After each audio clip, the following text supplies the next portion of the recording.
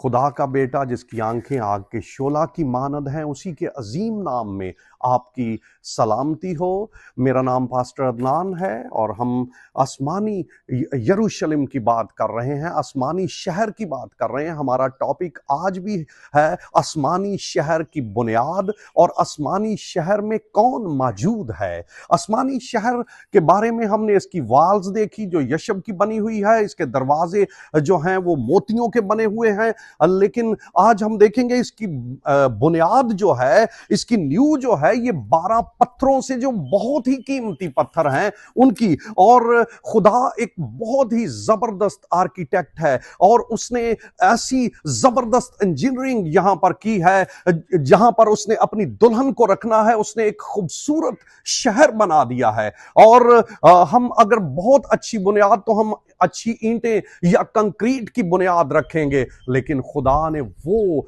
पत्थर दुनिया में से जिनको लोग नगीने के तौर पर यूज करते हैं, जिनके एक छोटा सा पत्थर ही बहुत मालियत का है, खुदा ने वो सारे पत्थर लेकर उस शहर की बुनियादें बना दी हैं। हालेलुया! वो कैसा अजीम शहर है और उसकी 12 बुनियादें और 12 पत्थरों की, जिसमें से पहली यशब की है और फिर नीलम की, फिर शबचराग की, जमुर्द की, 5वीं अकीक, लाल सुनहरे पत्थर फिरोजा, जबरजद यमनी है, संगे सुंबली है और याकूत है। और यशब की जैसे मैंने बात की कि वो बिल्कुल जो है ट्रांसपेरेंट पत्थर है, और नीलम जो है ये ऑपिक ब्लू है और ये बिल्कुल बहुत ही जबरदस्त दिखाई देने वाला पत्थर है। इसके बाद जो है शबचराग जो है ये भी ब्लू शेड वाला पत्थर है, और फिरोजा जो है ये ग्रीनिश है, बहुत ही खूबसूरत। और अकीक को